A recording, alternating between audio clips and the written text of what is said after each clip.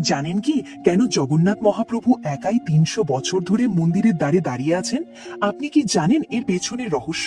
আমরা বলছি পতিতপাবন মূর্তির কথা, যা আজও শ্রী মন্দিরের সিংহদ্বারে স্থাপিত। এর পেছনে লুকিয়ে আছে ৩০০ বছর আগের এক রাজার বুক ফাটা কান্না এবং এক মহৎ আত্মত্যাগের ইতিহাস। ঘটনাটি অষ্টাদশ শতাব্দীর। সেই সময় ওড়িশার আকাশ কালো মেঘে ঢাকা। বাংলার নবাব এবং মুঘলরা বারবার পুরী মন্দিরের ওপর আক্রমণ চালাচ্ছে। তাদের একমাত্র লক্ষ্য জগন্নাথের মন্দির ধ্বংস করা এবং হিন্দু ধর্মের অবমাননা করা। সেই সময় পুরীর গজপতি রাজা ছিলেন দ্বিতীয় রামচন্দ্রদেব। তিনি কেবল রাজাই ছিলেন না, তিনি ছিলেন জগন্নাথের আদ্য সেবক। প্রভুর সেবা করাই ছিল তার জীবনের একমাত্র ব্রত। কিন্তু ভাগ্যের পরিহাসে ১৭৩১ সালে বাংলার নিষ্ঠুর নায়েব নাজিম তাকি খান পুরী আক্রমণ করেন এবং ছলনা করে রাজাকে বন্দী করেন।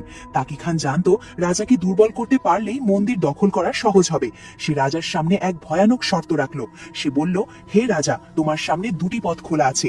হয় তুমি ইসলাম ধর্ম গ্রহণ করে আমার বোন রিজিয়া বিবিকে বিবাহ করো, আর না হয় তোমার চোখের সামনে আমি জগন্নাথ মন্দির ধুলোয় মিশিয়ে দেব। রাজা রামচন্দ্রদেব এক মহা সংকটে পড়লেন। একদিকে তার নিজের ধর্ম, জাত ও সম্মান, অন্যদিকে তার প্রাণের ভগবান জগন্নাথ এবং হাজার হাজার প্রজার প্রাণ। উড়িয়া জাতি এবং শ্রী মন্দিরকে বাঁচাতে রাজা হাসি মুখে নিজের ধর্ম ত্যাগ করলেন। তিনি রিজিয়া বিবিকে বিবাহ করলেন এবং ধর্মান্তরিত হয়ে তার নতুন নাম হলো হাফিজ কদর বেগ। মন্দির ও প্রজা রক্ষা পেল, কিন্তু রাজা মন্দিরে প্রবেশের অধিকার হারালেন। ধর্মান্তরিত হওয়ার কারণে মন্দিরের নিয়ম অনুযায়ী তিনি এখন অশুদ্ধ বলে গণ্য হলেন। রাজা রোজ সিংহদ্বারের বাইরে দাঁড়িয়ে অঝরে কাঁদতেন।